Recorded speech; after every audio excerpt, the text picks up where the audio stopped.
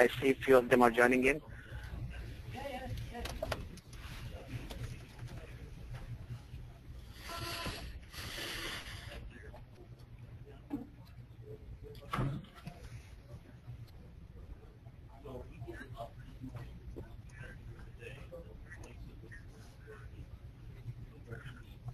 May I ask all other panelists other than Ramesh to mute themselves? AJ, don't go.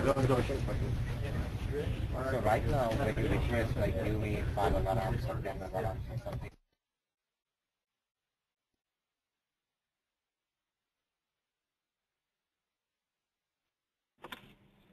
Yeah, I think we are good to go, Ramesh. Awesome. Hello, everyone. So welcome to the webinar. This is a Series 1 webinar for year 2015. So we would spend some time on like brief introductions of about ProSoft and what we are and what our service offering. We'll jump on to today's topic, which is automating deployment in integration broker, formerly known as message broker. We'll talk about challenges and insights. So what are the typical challenges? This is where we have seen on our large customer base. So we have been through a series of interviews, understanding what are the pain points, what are the challenges they've come across, and we'll share our insights. We'll talk about some frameworks available in the market, including commercial frameworks and open source. Then we'll jump onto how ProSoft has evolved this solution.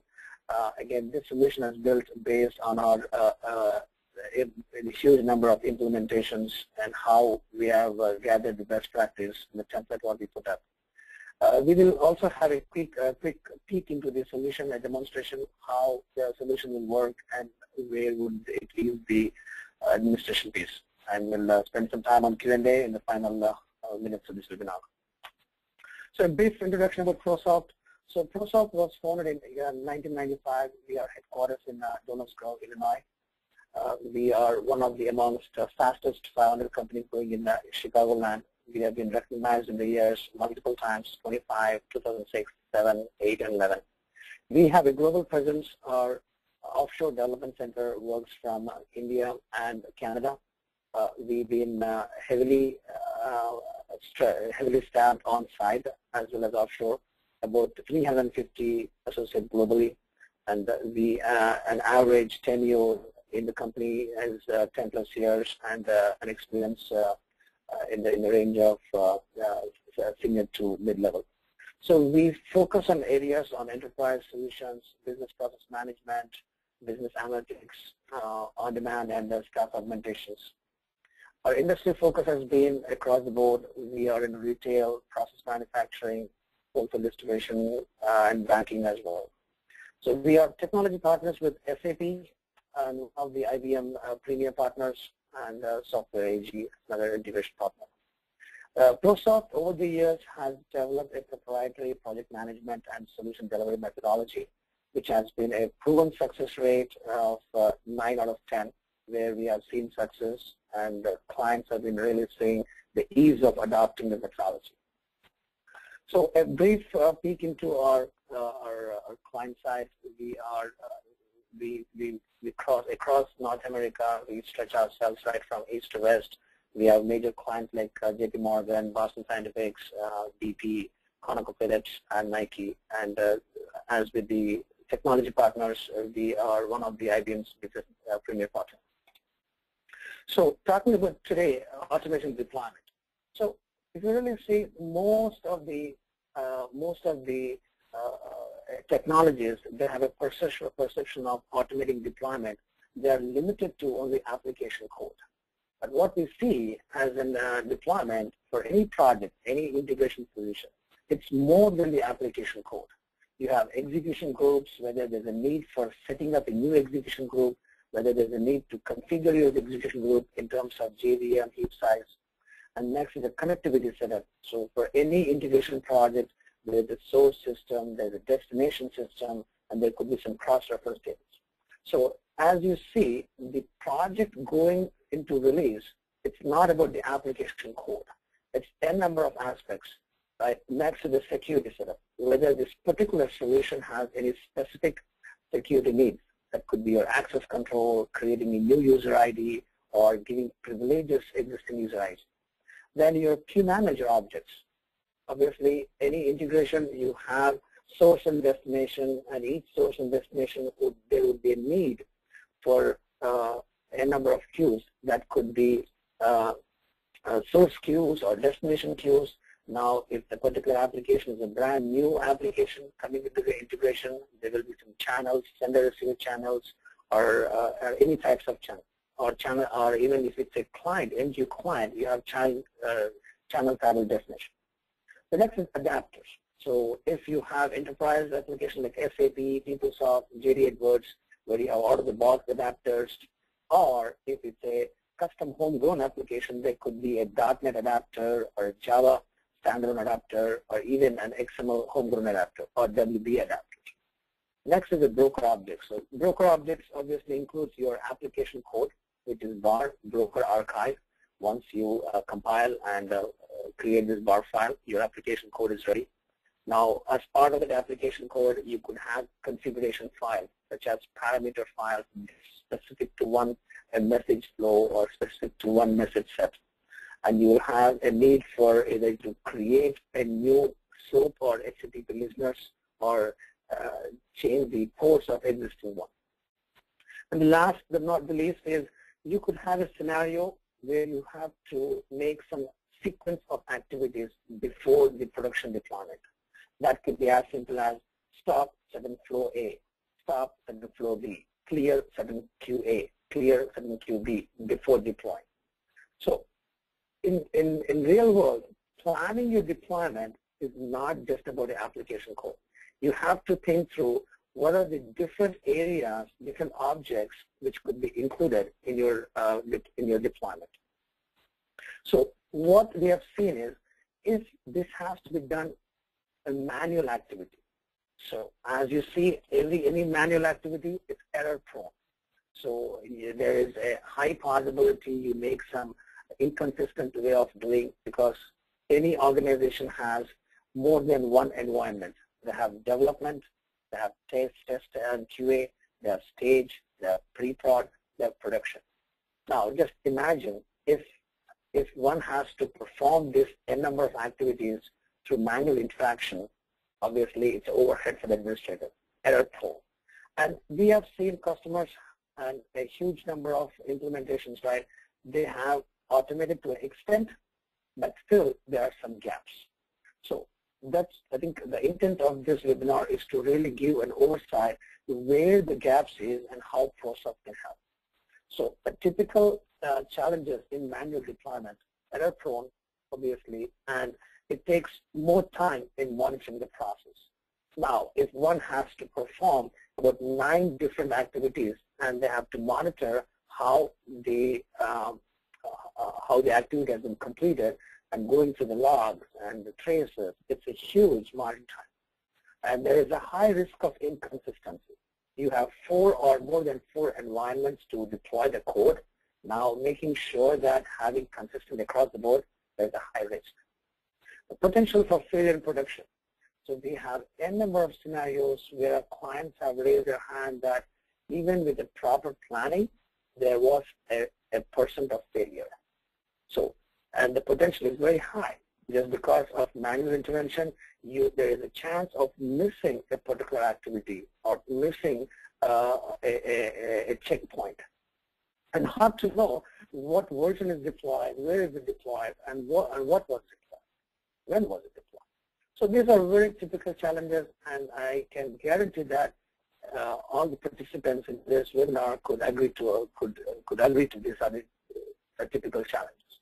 Now, if one has to automate, so what is the value proposition in automating? So one, you are minimizing the manual or human errors. The probability is reduced, and if it's automated, the knowledge transfer is easy. It's not like one person is only can do that. Once automated and a process is defined, anyone in the administration team can easily work it out. the risk of inconsistency is drastically reduced. Just because you are not making sure it's manual, it's a process-oriented, it's automated. And a higher success rate in production deployment. So we have three case studies where the clients have adopted ProSoft's solution, and the success rate in the production deployment has increased a lot. We'll talk about in a quick minute on how this was deployed. So you want to give an access control authorization. So having an access control, you're making sure there is a governance enabled. So you're making sure there is a workflow attached. So if you have a team of 10 developers and a developer says, you know what, I'm ready with my code, my unit testing is done, the code has to move to QA environment. So now, instead of making sure that an abrupt email anything, you can make it as a governance enabled. That way your supervisor, your manager, your tech lead is aware certain things are moving from development to QA to stage, and so forth. So consistent framework in all technologies. So our solution has been proven. It can work on, it is proven on message broker, and same thing can be leveraged to either your process server or REST or data power. We can make this solution scale to different technologies. Plug-in to existing build tools. So the plugins are available for either message broker toolkit or even integration designer or process designer. So easy to so we will try to the solution leverages existing plugin rather than any third-party plugins. And ease of version migration. So what this means is, as every organization uses some source code repository, that could be your CDS or SVN or NKS or PRKs. So the solution can adapt to any of the source code management and can be version controlled.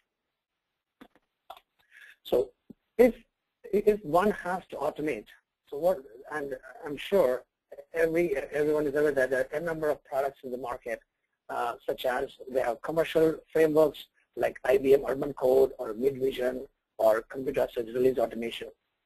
So these frameworks, which are commercial oriented, they're limited to application code. So they want to automate your build, which is packaging your application code, making a deployable unit, and make the deployment. So that's where most of the frameworks are available. So now either you have to customize that framework, invest a lot of money in that, and making sure that you are creating a team who can follow that. Or we have scripts, open source. Yes, we have the broker provides out-of-the-box commands which can be invoked through scripts.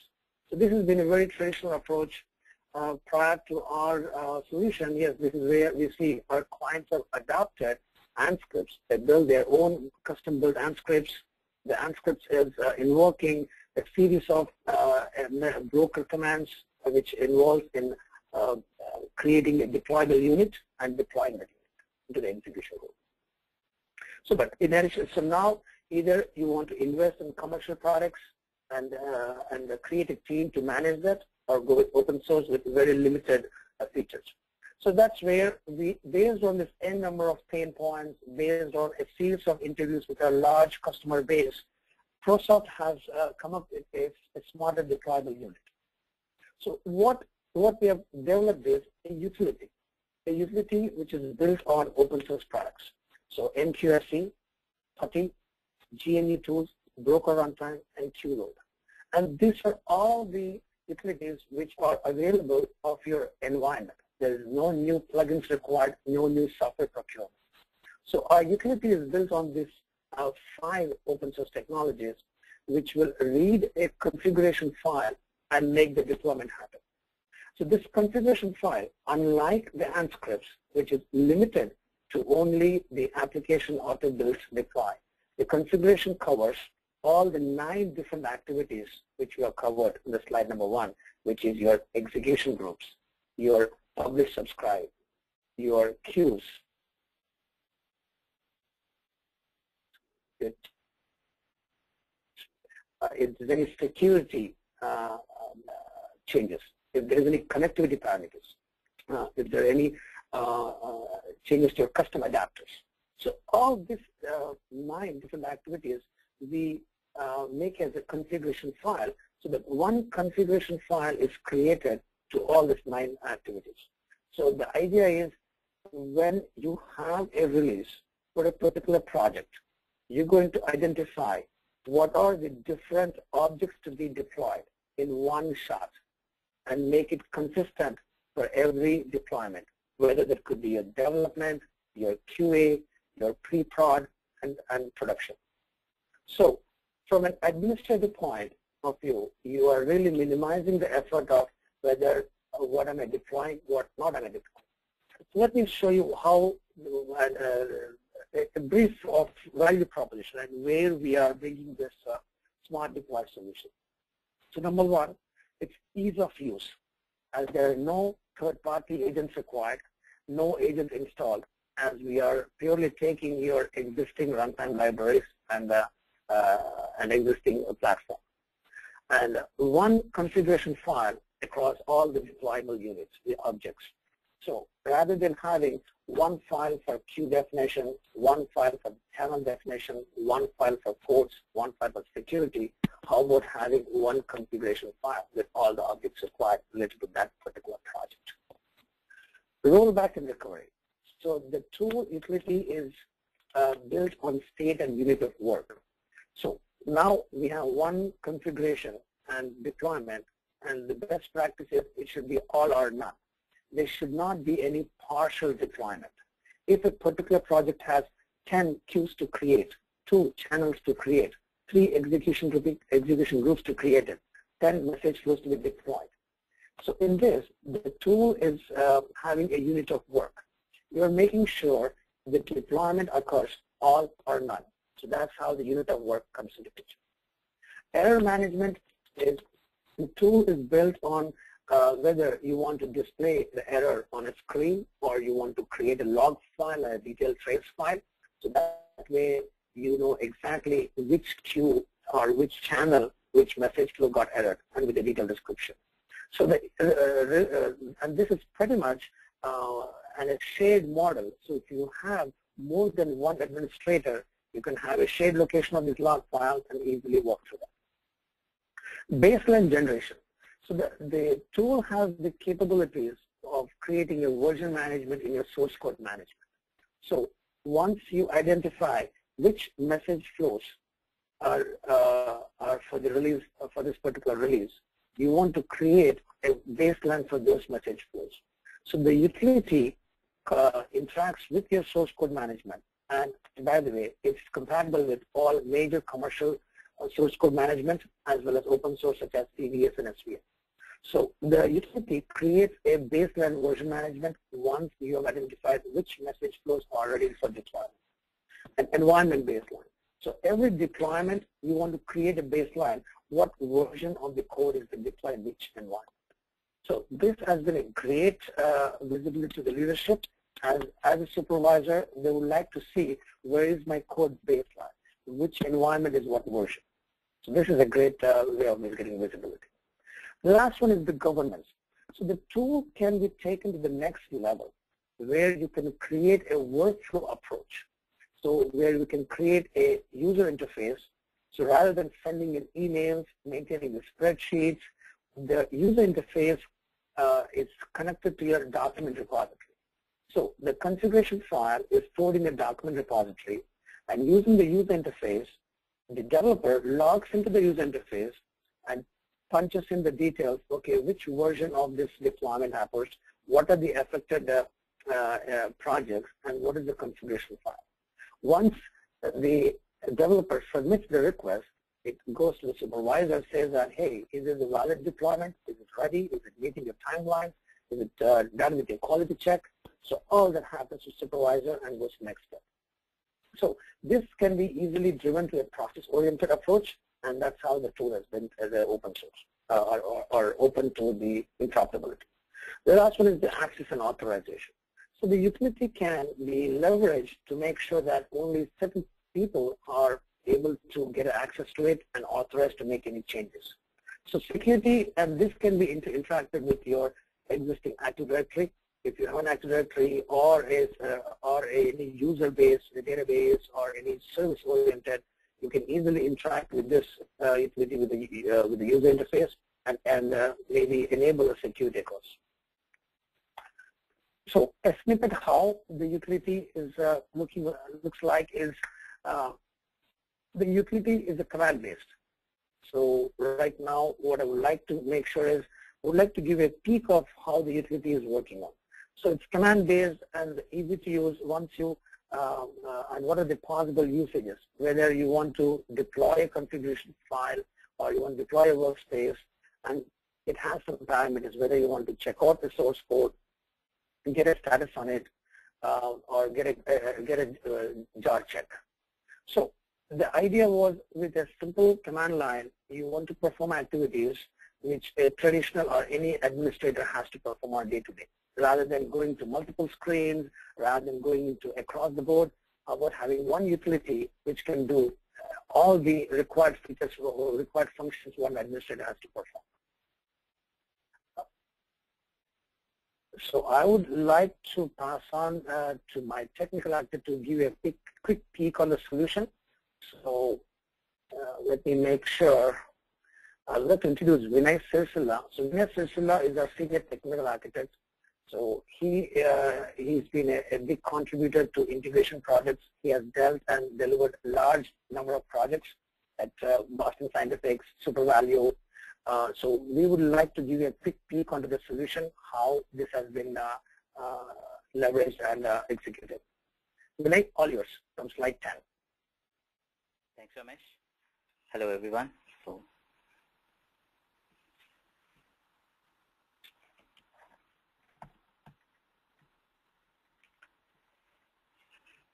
go to slide number 10.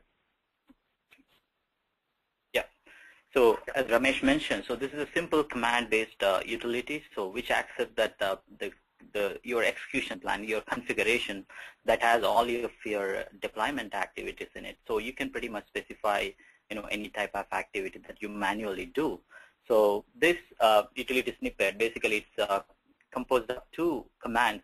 One is the build command, and the next one is the deploy command. So the build command basically checks out your source code, and based on a particular release tag, and once it checks out, it also makes sure that the proper version is checked out, and it notifies you that you're working with the correct version, and it generates a report of it cross-checks to see if you have a latest version, but you tagged with the earlier version because of the latest version has a bug in it, so you want to go with the previous version. So it alerts you that, okay, the version that you are checking out is not the latest version, but it is the previous version. So it lets you look at that artifact that has a conflict, and also it has a rollback status. So once you when you're planning on deploying a project release, so it checks out all the objects that are to be deployed, and also it prepares a rollback plan for the execution plan that you give to this utility, the build utility. So it prepares a rollback plan in advance, and checks out by looking at the the current production, or the whatever environment that you are deploying this objects to. So it knows, but based on if you are planning on deploying this activity, the set of objects to a particular environment, it knows that what was deployed previously to that environment. It gets a list of all those versions, and it backs up into a backup directory.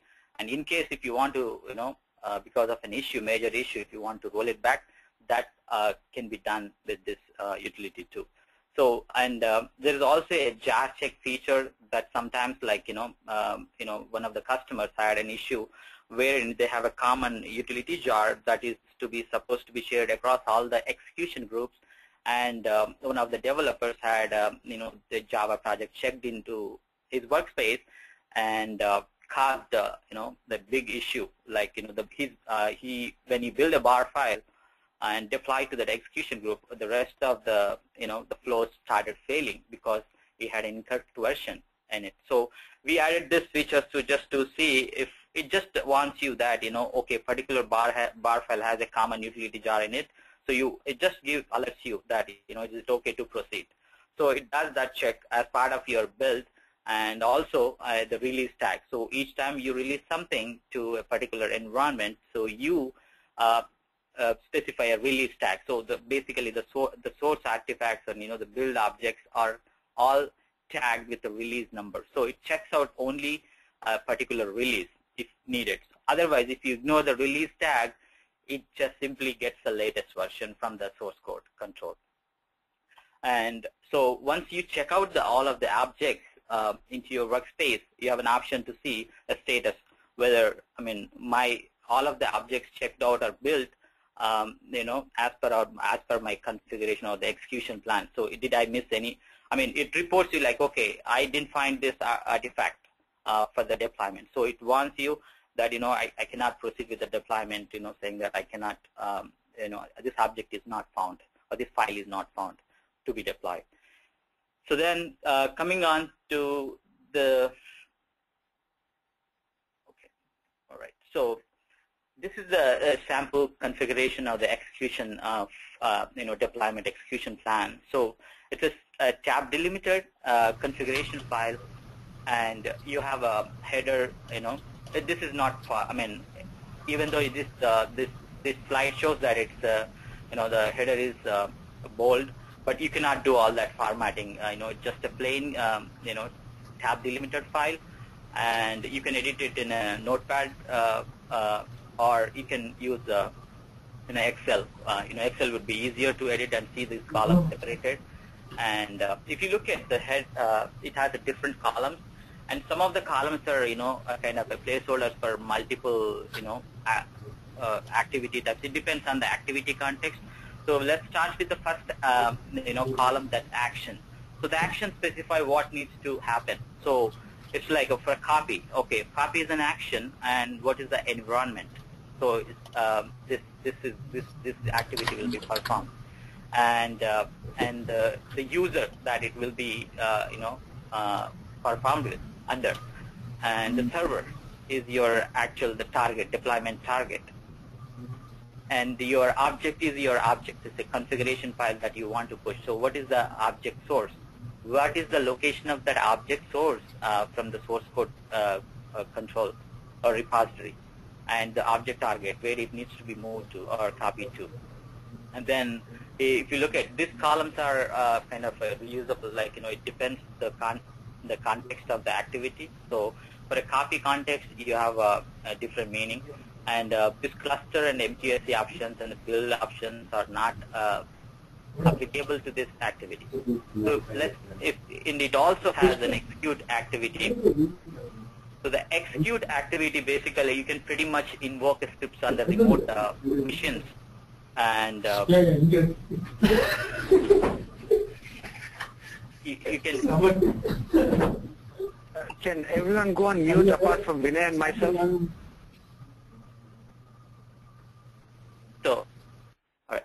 So there's an execute activity. So the execute activity, pretty much you can execute any remote command or remote script, and you can start a service, or you can pretty much do anything that you log into a Unix, Unix or Linux machine to perform your administrative activities. So all of that can be specified, and these multiple commands can be specified, or you can sequence it, and you can use a shell facilities to serialize your commands, and all of that can be specified here. And coming on to the next, you can create EGs, message broker objects. So you can create EGs, you can configure EGs, and you can also set, the EG tuning parameters like the JVM heap size, and you can resize it as part of your deployment. You might need to, increase the heap size before you proceed with any, deployment. So if, for example, if SAP message sets something, that would require you to, increase the heap size even before, deploying your flow that has a SAP adapter, because otherwise it would fail. It will cause a failure in the deployment because it requires enough JVM for the, parsing internal validation. And the next is you can create all types of MQ objects. Like you can write from creating a channels and queues, and what type of queues you want to create, and the queue aliases and all that. and yeah, the channels. And you can also, as part of your deployment, if an application needs a connectivity to the queue manager, you can create an application. For that application, you can create a channel. You can also even export the channel table and the load balancing parameters as part of this activity, so that the channel table will be exported as part of this the execution of this plan. So, and if you can see this, there are queue local and queue cluster and queue aliases and clustered aliases. You can specify all sorts of object types, and you can also, apart from the basic parameters to this, the queues, you can also specify the additional options like the persistence and the max depth and whatnot. All of the cluster related properties you can always specify if your deployment requires specific properties to be set for this queue manager objects. And you can now also get to the flows, and as part of your deployment, sometimes you might need to stop a flow before deploying the main flow needs to be stopped before deploying a child flow, and so that can be done here too. And also apart from that, and you can also back up a queue. You can move messages from one queue to other queue, and load it once a particular activity is completed. So you can pretty much think of any type of activity that you do as part of the deployment can be put into this configuration file. And coming on to the next, the activities for a message broker. So the bars, so building of the bars, and so checking out the source and building the bars, and also checking out the bar right from the source code control and deploying it. So if you see, there's a column, and these columns, like they are self-explanatory. Like for an alias queue, if you see, there's a base queue that we need to specify, so that will come in this object target and the queue name and the base queue name. So you can also specify the class. So similarly for the build, if you look at this build column, so for sometimes like some customers version the bar file, and they run the unit test reports against that particular bar version, so they do not really look at the the source version of it. And some customers use the tagging of the source, and they work off of that source version. I mean, they tag the source and they build the bar based off of that tag, and then so this accounts for both. So you can directly check out the version bar directly from a source code control and deploy it, or you can build a bar on the fly based on this build flag. So, and it also requires the set of flows or message sets that need to be included in the bar. So what this activity is like, the difference from this the last one is there's a build flag of yes. So it means that it's going to build this bar file from these projects. Okay, so moving on to the next slide. So one utility for all. So sometimes one of the customers, it has added a great value. This tool has added a great value to repetitive tasks when they are migrating from a previous version of Message Broker 7 to 8. And as part of the upgrade, they needed to deploy all of the flows from the previous. Instead of migrating, they were running a unit test, building the bars in the new version, and running the unit test and making sure that it works in the new version, and deploying. So this comes in a great value, and you can also automate pretty much all of the configuration and administrative configuration that you need to for the new environment setup. You can even clone that environment pretty easily with a little bit of groundwork, like you need to get the list of all the flows and build the list of all the bars. You can work off of the source code control and your old environment, and you can build an execution plan pretty quickly and then run that execution plan against the new environment. So it will definitely save a great deal of time and to replicating or cloning and upgrade activities. And so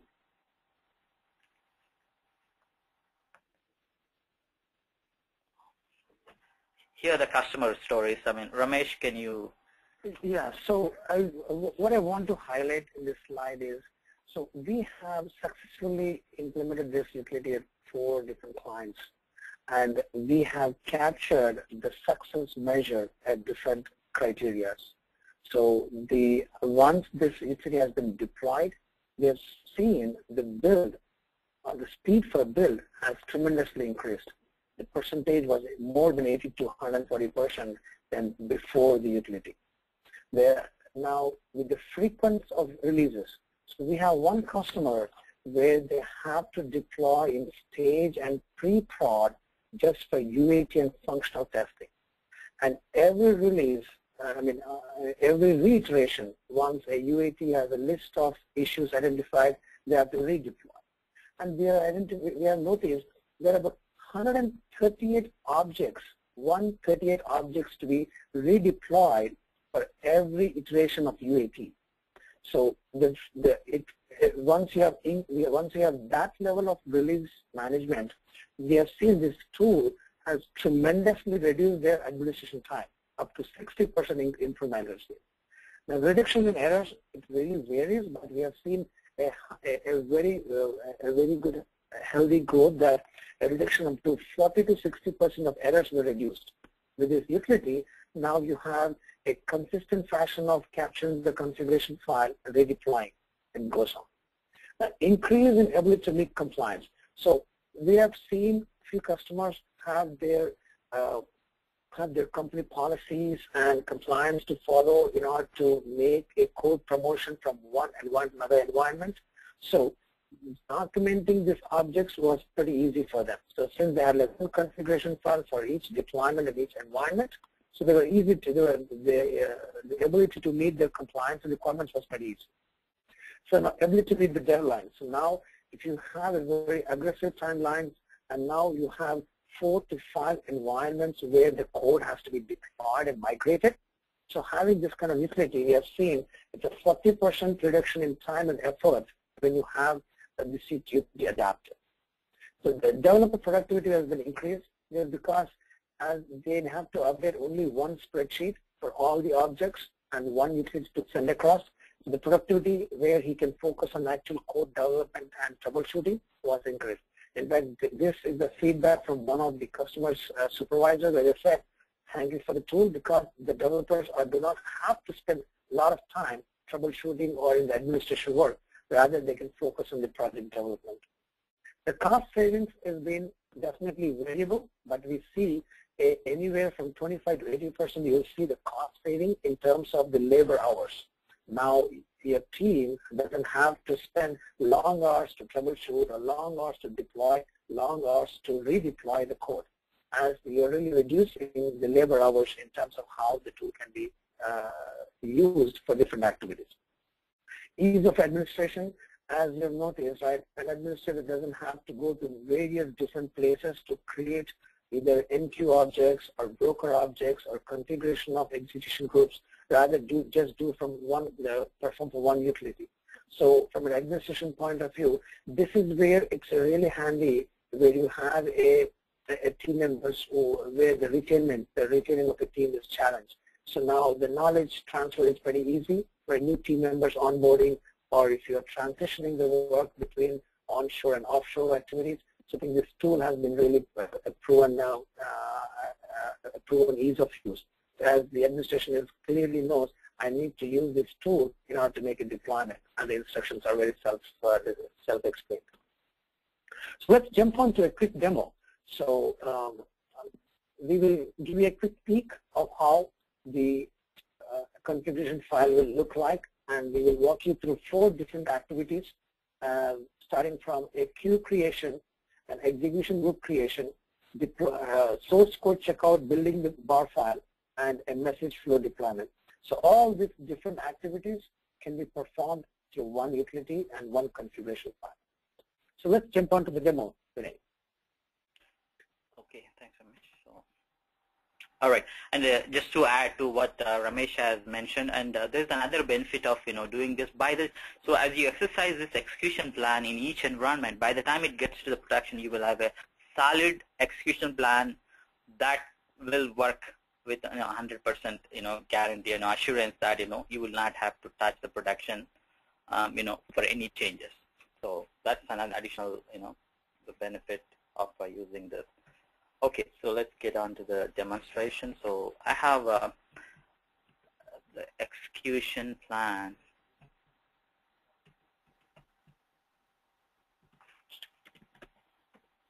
Here, so the sample execution plan that we have included in the slide is pretty similar to that.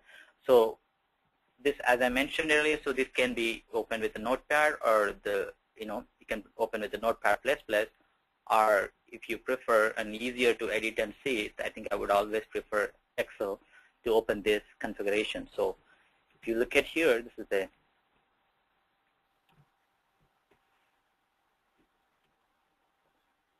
so this is the problem with Excel, doesn't realign. Okay, all right. So as part of this, demonstration, so I would be executing these activities. So I would be copying a file to the server, and I would also be creating, an EG. Or another thing I forgot to mention is that you can also, even though your plan is ready and you want to certain activities to be executed, but you want to hold up on some of the activities. So could be because of another application team, you're waiting another application to complete their deployment, or so you can conditionally, you can just prefix that activity with hash, which will comment it out. So let's run this as I will launch my smart deploy console, and let's run. So before that, I want to show you this queue managers, like, for example, for these queue objects we are going to create, let's see, what all those objects are already there or not. So just making sure.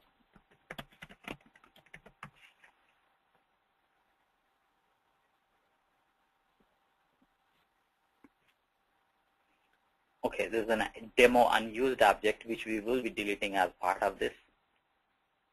Right, so unused. All right, so then we have we're also starting a flow as part of it. This flow, I think it's started, so let's start it. And let's run with the build command. So let's start with our build. So if you type without any parameters, it will just show you what needs to be passed in. So you would be specifying your workspace. Basically, it can be anything. I would prefer all of your deployments to keep in particular location. You can see, go in, and if needed, you can just review them. So, and the next input is your execution by your configuration file. I keep all my release plans in a separate directory. So then your release plan, and then you have an activity checkout. So then you can specify some release number, something here. But for this demo, I don't have any release. So I would just work with the latest version. So let's run this checkout. So it's going to check out these objects, and checking out the sources for the bar. And if you look at this configuration, you have marked one of the bars to be built on the fly from the source. And that's also, right now it's building that bar for you. And, the commented activities are, not visible when you run this. So the bar build is completed. But the other bar, it's also right away, it's checking out from, the source control. And it also created a backup directory and the release directory. So the release is what you are going to deploy right now as part of this release. So the backup is your rollback object. So basically it knows each time it promotes some objects to an environment, it tags that object with that environment. Let's say, for example, for dev, it tags with the dev, and the version is tagged with the dev. So it knows that, before it checks out, so it knows the current, dev version, and it tags, it gets stuck into the backup directory. So now that, build is complete, you can also perform a quick checkout to see, oh, okay, did I check out all the objects? Did I build everything that I needed? So it just, runs that checkout, and it gives you the status of, CVS, status as to what is tagged and what version is tagged at what level. So it just, gives you a status, and you can run a jar check, and similarly the rollback status. And rollback status gives, making sure that I have the we have not tagged it yet with the new deployment, but just to ensure that the environment that I'm deploying, all of the rollback objects are ready. So in case if there is a rollback. So, and it also gives you okay, now what is the activity? The next activity for after this build is to go ahead and proceed with the deployment. So this is it. Gives you a command. Okay, you go ahead and run this to deploy this release. So it gives you that, it provides you that command. So you just copy that and you just type in here. So you just run it, and it will give you, okay, these are the activities that you're going to run. So are you sure you want to proceed? So you can say no. If you think something you made a mistake and then somewhere something not to be deployed, then you can stop it right here. Otherwise, you can just say enter or say Y, so which to proceed. So now when I say that, so it'll just start doing a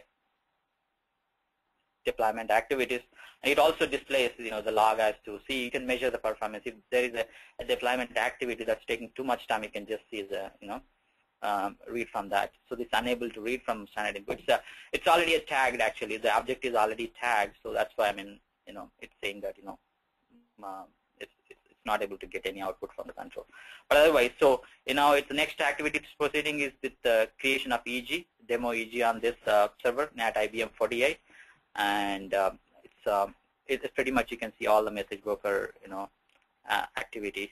So right here itself to see what it is doing, and it says now after the execution group is created, it's also tuning the JVM for that execution group. So and then finally it's proceeding with the channel creation and on a different queue manager. So if you have a complex application infrastructure where if you have a customer has 42 queue managers, out of those 42 you have 4 queue managers hosted by EI environment, but the rest are application hosted. So deploying those queues to all these environments, it's a difficult task. They had to create a separate QSC script for that server and making sure that run there, and we have to make sure that it's not you don't forget to run it. So it's all in one plan and runs it everything from that execution plan. You don't have to go and check. The status is available right here in front of you.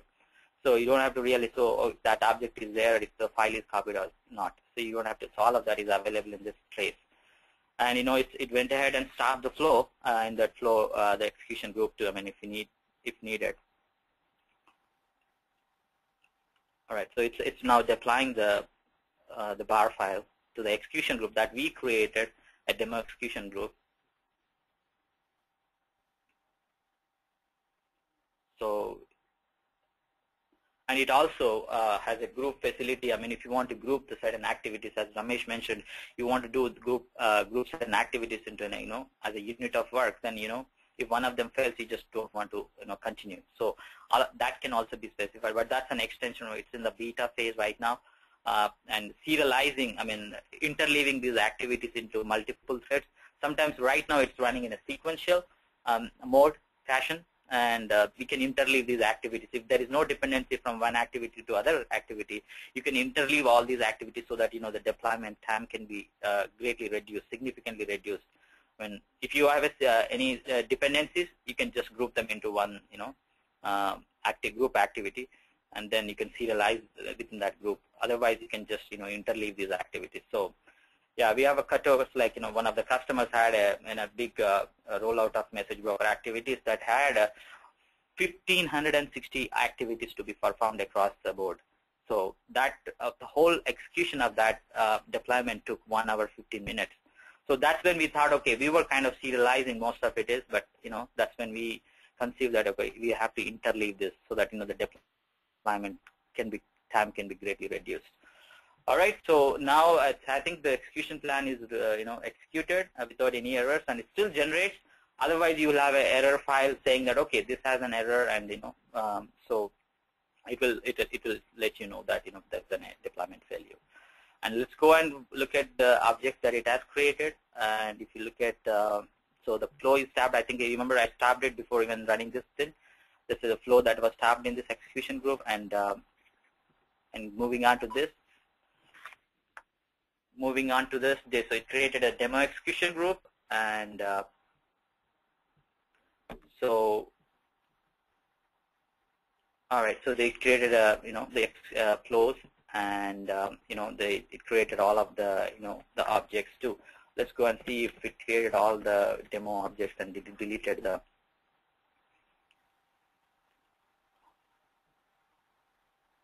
All right, see, I mean, it created the configuration, all the required Kubernetes objects with the configuration that we have it. All right, okay, so this is just a quick run of this execution plan. So Ramesh, can you take over? Yes. So let's open the last slide.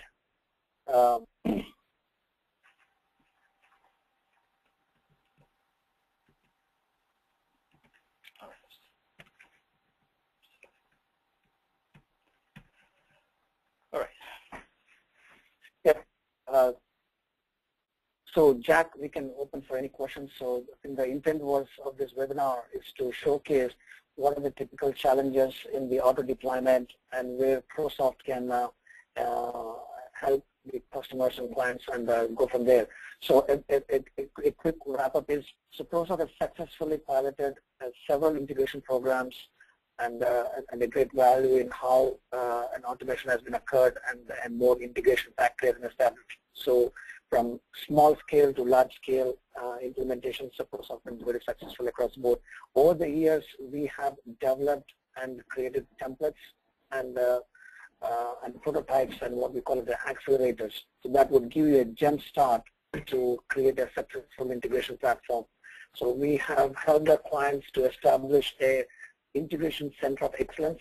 So what that gives is an ability to scale your platform from 1 or 2 projects to all the way to thousands of projects. So as your integration projects increases, you have to have this center of excellence for better governance and better visibility and make a successful platform.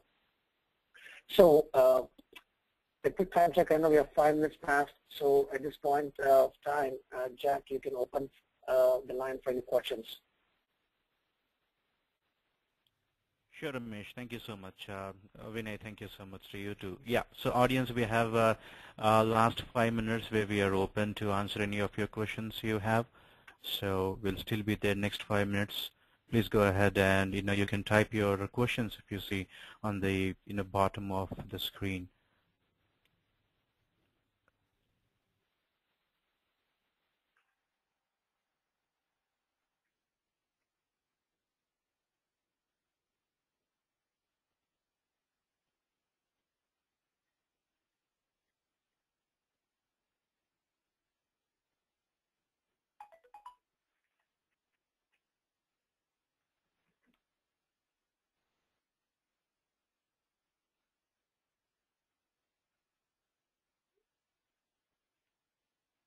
I would also like to let all the audience know that ProSoft will be at IBM Flagship Conference of Interconnect at Las Vegas between February 22 to 26. We are a continuous sponsor for 7 years in a row and are sponsoring again this year. You can find us at booth 317 at Interconnect, and we are having we're doing a lot of interesting stuff, including Integration Bus, BPM, and a lot of other solutions that we have. Other than automated deployment, we have a lot of other solutions that we are presenting there, including the monitoring strategy, the BPM roadmap, the overall ESB roadmap, health check assessment of your integration bus environment, and we welcome you to reach out to the invite that we sent across. You can reply to it with your questions or interest to come up and then meet our expert team at Interconnect. Wonderful. Thanks, Chirag. Well, quick question for you, Ramesh, is does the tool support deployments for MB on 7, 8, and IIB all versions? Absolutely, yes. So the utility is developed such a way it's agnostic to version. So because you can make copies of these utilities and leverage the runtime libraries of each version. So that way you can, so this utility can be just copied, and as long as you point to the right runtime libraries of the version, that can be leveraged.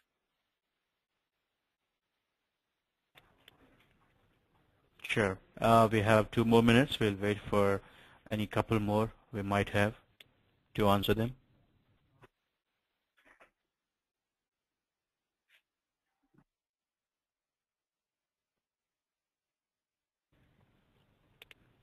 Well, does it support XML-based execution configuration?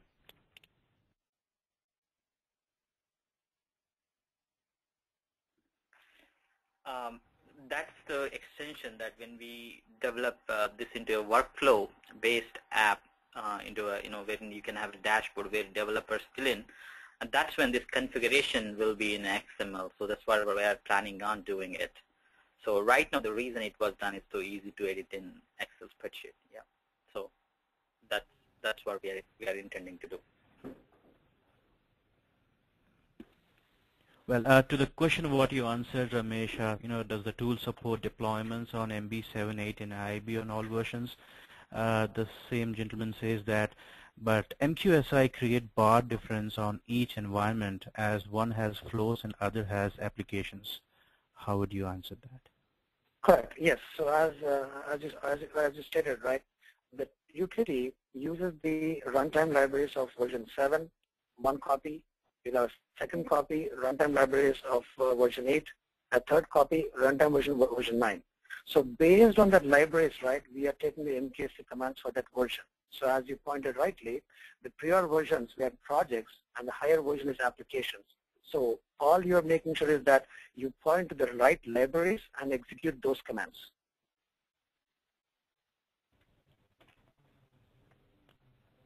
Sure. Thank you. One last question I see here is, as the interface has prompts, is there an automation means of deploying, like a method without prompting, possibly through JMX?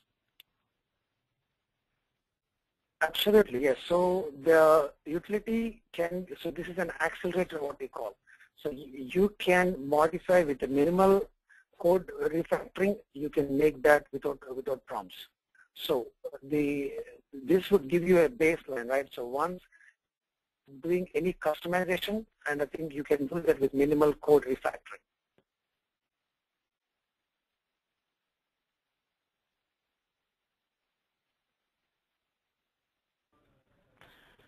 Well, that's it. I see it's time up, 12 o'clock. I just wanted to thank you all. Thank you, Vinay, Ramesh. Thanks all the audience who has registered for this wonderful webinar. And we're going to please send you the copy, whoever is interested in looking at the slides once again.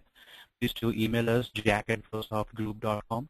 It's jack@prosoftgroup.com.